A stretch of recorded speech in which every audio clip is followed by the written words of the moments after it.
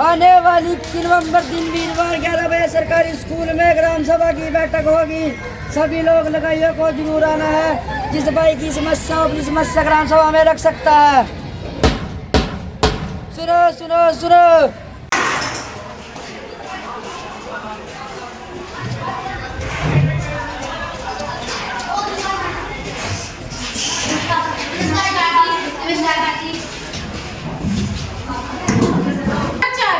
ग्राम पंचायत के पंचों में मैं आज कार्रवाई इस युवा ग्राम सभा की बैठक में आप सभी का दिल से स्वागत करता हूं। सदस्यों, मेरा ये कर्तव्य बनता है कि एक दुखद घटना के बारे में मैं आपको जानकारी दूं। हमारे गांव के समाज सेवक श्री ओम प्रकाश जी का 52 साल की आयु में दिनांक 18 जुलाई को अचानक ही निधन हो गया है। वह सच्चे समाज सेवक थे। समाज की सेवा करना वह अपना कर्तव्य समझते थे। वे बहुत ही मधुर भाषा और अच्छे इंसान थे। किसी भी काम के लिए हमेशा आगे खड़े मिलते थे। उनके अचानक ही चले जाने का मुझे गहरा दुख है। मैं अपनी ओर से और पूरे ग्रामवासियों की ओर से उन्हें श्रद्धांजलि अर्पित करती हूँ। आदरणीय गांववासियों, आदरणीय सरपंच साहिबा और ग्रामवासियों, जैसा कि आपको भी सरपंच साहिबा ने बताया कि श्री ओम प्रकाश जी के अचानक निधन से पूरा गांव बहुत दुखी है। वह सबके काम आते थे और सबके सुख दुख में हमेशा आगे खड़े रहते थे। उनका यूं चले जाना गांव के लिए बहुत ही बड़ी हानि है। अपने स्थान पर खड़े होकर आप सभी उनकी आत्मा की शांति के लिए 2 मिनट का मौन धारण करेंगे।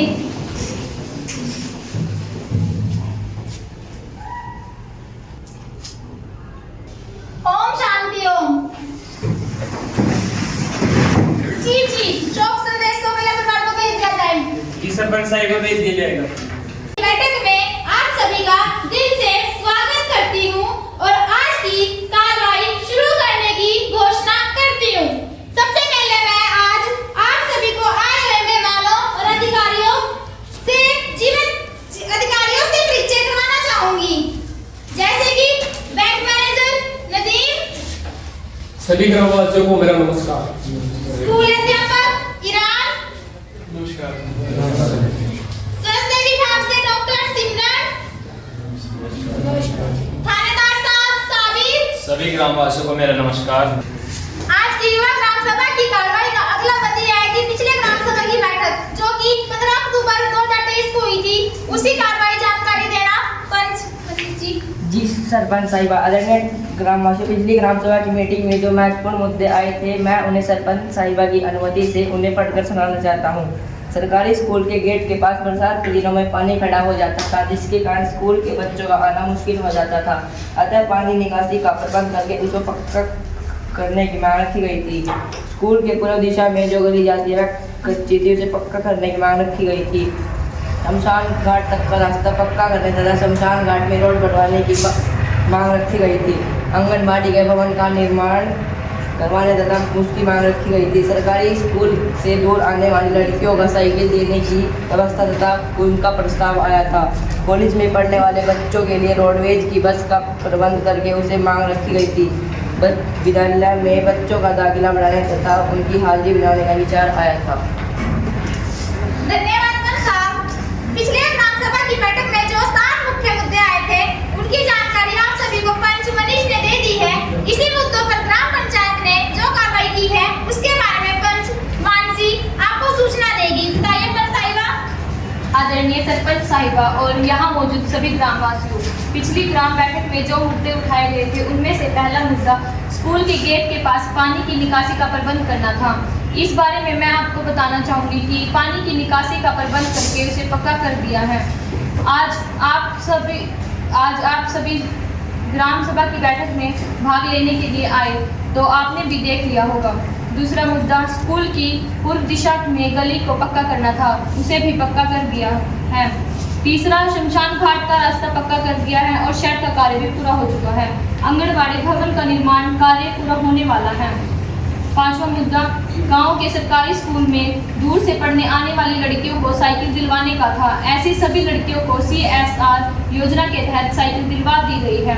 कॉलेज में पढ़ने वाले बच्चों के लिए रोडवेज बस लगवाने के बारे में ग्राम पंचायत ने प्रस्ताव पास करके रोडवेज के जीएम और परिवहन मंत्री हरियाणा सरकार के पास भेज दिया है। उम्मीद है कि यह कार्य भी जल्द ही हो जाएगा।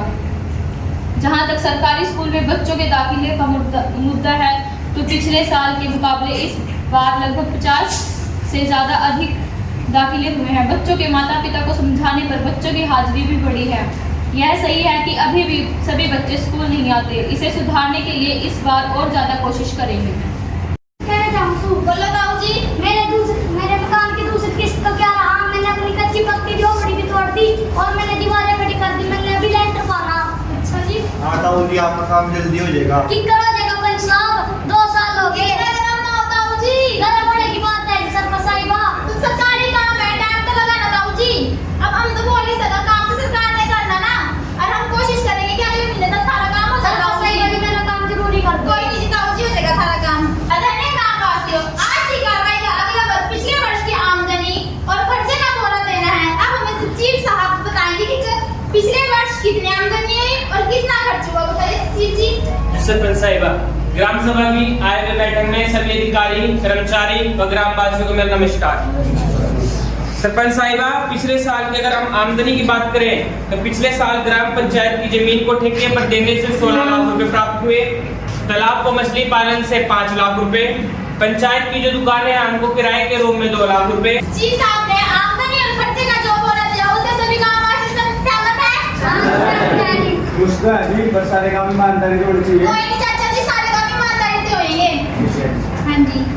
अब आगे की कार्रवाई की सूचना तो पिछले साल की इलेक्ट्रिशियन की रिपोर्ट बताएंगे। हाँ जी संजीव जी, बताइए। जी सरपंच साहिबा, पिछले साल आमदनी व खर्च का जो ऑडिट हुआ है उनमें किसी प्रकार का कोई ऑब्जेक्शन नहीं लगा है। तो ऑब्जेक्शन, पैसों पर कोई ऑब्जेक्शन न लगना है दिखाता है कि जो भी हमारी ग्राम पंचायत ने कार्य करवाए वे नियम अनुसार ही करवाए हैं। यह हमारे लिए खुशी की बात है। युवा ग्राम सभा की कार्रवाई का अगला मद ये है कि वित्तीय वर्ष 2024-2025 के लिए बजट अनुमान पर चर्चा करना। हाँ जी जी बताइए। जी सरपंच साहिबा, अगले साल के लिए जो बजट अनुमान लगाया गया है मैं आपकी अनुमति से उसे पढ़कर सुना देना चाहता हूँ। सबसे पहले जो खर्च के अनुमान लगाए गए हैं उनमें पहला, बिजली बिल के भुगतान पर 75,000 रुपए का खर्चा। सफाई कर्मचारी चौकीदार के वेतन पर 5 लाख रुपए। निर्माण कार्यों पर 20 लाख रुपए। शिक्षा जन स्वास्थ्य पर 15 लाख रुपए। मुरम्मत कार्यों पर 8 लाख रुपए। अगले साल होने वाले खर्च और आमदनी को ध्यान से सुनने के लिए सभी का धन्यवाद। अभी सचिव साहब ने आपको अगले साल होने के लिए जो खर्चा और आय का विवरण दिया उससे सभी गांववासी सहमत है। हाँ जी सहमत है। आज की कार्रवाई के अगले बिंदु के लिए अब हम भावी विकास योजना पर चर्चा करेंगे। सभी ग्रामवासियों से मेरा अनुरोध है कि कृपया शांति बनाए रखें और अपने अपने मुद्दों को रखें। सचिव जी आप इन्हें नोट करते रहिए। जी सरपंच साहिबा। अभी ग्रामवासी किसी का भी कोई मुद्दा है तो बता सकते हैं। मैं भी अपनी एक समस्या रखूंगा। सरपंच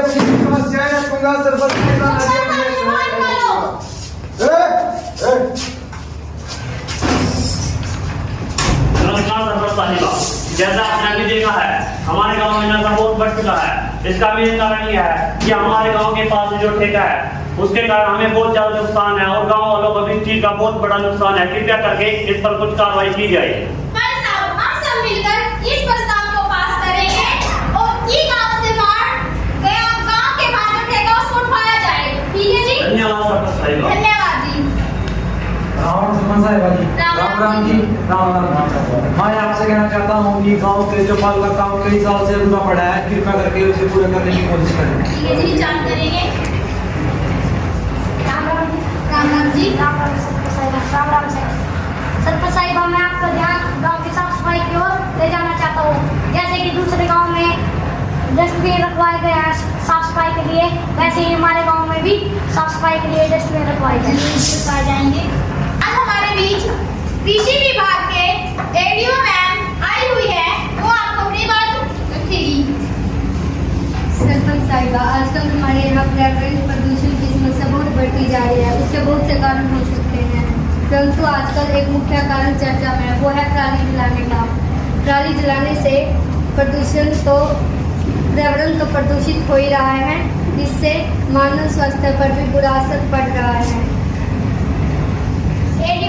जी, यदि हम पराली को नहीं जलाएंगे तो अगली फसल कैसे बोएंगे?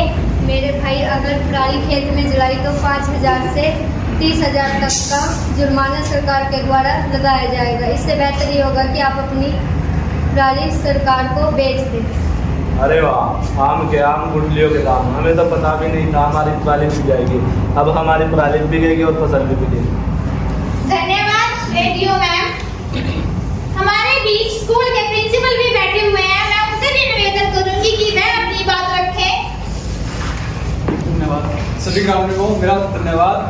मैं आप सभी को बताना चाहता हूँ कि गांव का सरकारी स्कूल बहुत अच्छे से चल रहा है और सभी अध्यापक मेहनती हैं और पूरी लगन से सभी बच्चों को पढ़ा रहे हैं और जो सरकारी तरफ से सुविधाएं उपलब्ध कराई जाती हैं वे सभी बच्चों को प्रदान की जा रही हैं। सभी बच्चों को पौष्टिक भोजन दिया जाता है और जो प्राइमरी स्कूल में अध्यापक कमी है जो आपने सरपंच साहब के सामने उठाई है, और 10वीं 12वीं के बच्चों को टैब उपलब्ध कराए गए हैं। और एक समस्या की ओर मैं आप सभी का ध्यान दिलाना चाहता हूँ कि अपने बच्चों को स्कूल जरूर भेजें, क्योंकि हर रोज स्कूल से कई बच्चे गैर हाजिर रहते हैं। इस समस्या का समाधान हमें मिलकर ढूंढना होगा। मास्टर जी, बच्चों को जो टैब दिए हैं उनका फायदा तो पता नहीं, लेकिन उनसे बच्चे बहुत बिगड़ गए हैं, सारा दिन टैब चलाते रहते हैं। देखिए, बच्चों को जो टैब दिए गए हैं सरकार द्वारा वे बच्चों को पढ़ने के लिए दिए गए हैं। इसमें सरकार ने एक सॉफ्टवेयर भी इंस्टॉल करके दिया गया है, लेकिन कुछ बच्चों ने इसके साथ छेड़खानी करके इसको बदलवा दिया गया है। इसलिए माँ बाप की जिम्मेदारी बनती है कि वह खुद देखें उनके बच्चे क्या कर रहे हैं। हमारे बीच थानेदार साहब भी बैठे हैं। मैं उनसे भी निवेदन करूंगी कि वो भी अपने कानून मुख्य बातें ग्रामवासियों को बताइए। जी सरपंच साहिबा, मैं आपका और सभी ग्रामवासियों का धन्यवाद करना चाहता हूँ। मेरा मानना है कि कानून की जानकारी सभी को थोड़ी बहुत होनी चाहिए। कानून की जानकारी ना होने के कारण हम कई बार गलत कदम उठा लेते हैं, जिसके खमियाजा में बाद में भुगतने पड़ते हैं। सुनो जी, कोर्ट कचहरी और पुलिस से तो दूर रहने में भलाई है। थानेदार साहब, राम बचावे इनसे तो। साहू, अगर आपको पुलिस कानून की सही जानकारी होगी तो आप कोर्ट कचहरी से भी बचे रहेंगे। जैसे घरेलू हिंसा रोकथाम कानून 2005 के तहत आप अपनी पत्नी को हाथ भी नहीं लगा सकते। इसमें कानून का क्या काम है? मेरी पत्नी है जी, मैं चाहे जो मर्जी करूं, मारूं पीटूं, जो मर्जी करूं, इसमें पुलिस क्या कर सकती है? पुलिस आपको जेल में बंद कर सकती है और आपको सजा भी हो सकती है। ओहो, मैं तो सोच रहा था मेरी पत्नी है, इसमें सरकार और पुलिस का क्या काम? मैंने तो आज मेरा लग गया मेरी पत्नी भी सरकारी है। तो जी देख लो, इसलिए तो कहा आप अपनी पत्नी का हाथ भी लगा सकते। भाई, कल सूट दिलवाने ले गया था शहर में, 20 दुकानों पर घूमने के बाद भी एक सूट पसंद नहीं आया। अब मैं क्या ही पसंद आऊंगा उसे? ताऊ जी, थोड़े बहुत ताने भी सुन देख लो। इब्जा महिलाओं की बहुत ज्यादा सुनवाई होने लगी है। छोटी मोटी बातों को घर पर निपटा लिया करो, इसके खमियाजा हमें बाद में भुगतने पड़ेंगे।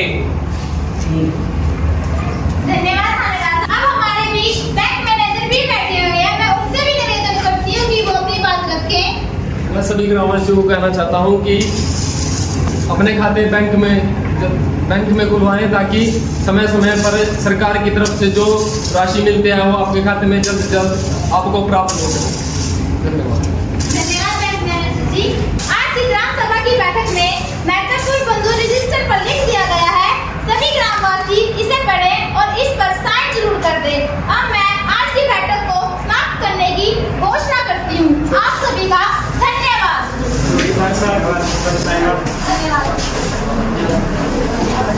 जी, क्या हाल चाल आपके? ठीक है सरपंच साहिबा जी, आज की ग्राम सभा की बैठक तो बहुत अच्छी रही, आपने देख लिया। 12वीं रिपोर्ट आई होगी। हाँ, देखिए बैठक तो बहुत अच्छी रही है। सबसे बढ़िया बात तो ये रही है कि अब की बार लगभग सभी विभागों में अधिकारी आए थे और उन्होंने अपनी अपनी विभाग की योजना के बारे में ग्रामवासियों को बहुत ही महत्वपूर्ण जानकारी दी है। मैं पंचायत की बैठक के लिए एजेंडा लिखने के लिए आया हूँ सरपंच। हाँ जी, लिखो सचिव जी।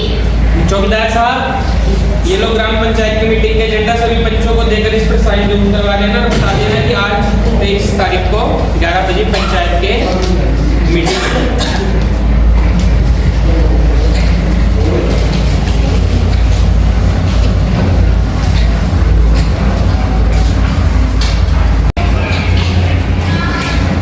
सभी को नमस्कार। आज की बैठक में आप सभी का स्वागत है। अब आज की बैठक शुरू करते हैं। सबसे पहले मैं आप सभी को बधाई और धन्यवाद देना चाहूंगी कि हमारी ग्राम सभा की जो बैठक है बहुत ही बढ़िया रही है। यह सब आपके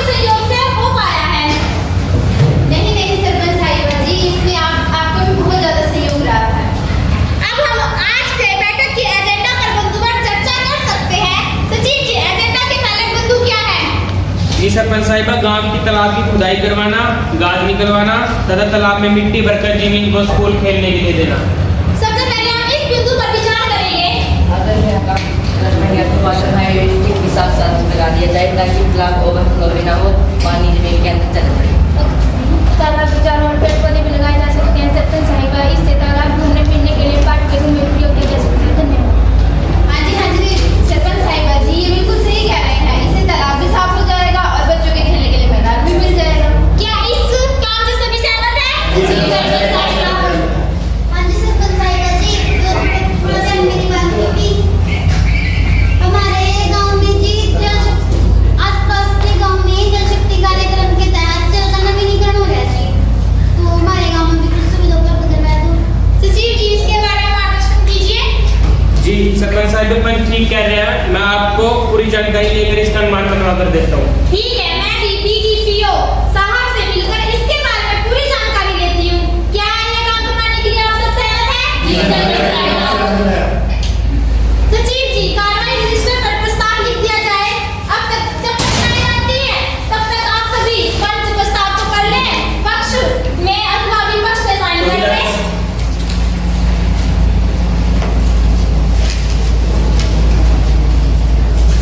गांव वालों ने जो जिम्मेदारी हमें दी है, उम्मीद है कि हम सब मिलकर इसको पूरा करें और सभी का धन्यवाद। अब मैं आज की मीटिंग को समाप्त करने की घोषणा करती हूँ और हाथ जोड़कर आप सभी को नमस्कार करती हूँ। अच्छा, एक ग्राम पंचायत और ग्राम सभा में क्या अंतर है? दो अंतर है दो। हाँ सर, जो ग्राम सभा की बैठक होती है सर, उसमें सभी ग्रामीण व सभी अधिकारी भाग लेते हैं। हाँ, और ग्राम पंचायत की बैठक में सिर्फ सरपंच, पंच और सेक्रेटरी भाग लेते पंच हैं। और सरपंच और नहीं। अच्छा, ये बात भी है, एक अंतर तो ये अच्छा करा आपने। बाकी अब रविंदर सर एक आधी बात बताइएगा। हेलो सभी का अब मैं क्या बताऊं नितिन अपनी चीज के बारे में बताऊं? हाँ बिल्कुल बताओ। अरे चलो, वेरी गुड, बहुत बढ़िया था भाई। पहले तो अपने लिए तालियां बजाओ। एक बार होता है ना, अपने लिए भी तालियां बजानी होती है, जरूरी थोड़ी है दूसरों के लिए बजाओ। बस होता है ना कि जो चलो जी मंत्री जी के लिए तालियां बजाओ, क्यों भाई, हम तो अपने लिए बजाएंगे। तो आपने बढ़िया किया और दिखता है काम करे हुआ कि आपने मेहनत करी है। चाहे 2 दिन कह रहे थे सर कि 2 दिन करी है, लेकिन वो तो ये है ना कि आपने कितनी शिद्दत से करी है, कितनी ईमानदारी से करी है। तो 2 दिन में ही कहते हैं। कुछ लोग ऐसे भी होते हैं जो एक बार पढ़ते हैं और उसके बाद बहुत बढ़िया मंचन करके दिखाते हैं। कुछ लोग ऐसे भी होते हैं जो 4-4 दिन पढ़ते रहते हैं, फिर बीच में अटक जाते हैं। कुछ ने बहुत बढ़िया बोला, सरपंच साहब बढ़िया चुन के रखे हैं सारे के सारे, ये बढ़िया बोलते हैं। सरपंच साहब के लिए तालियां बजाओ।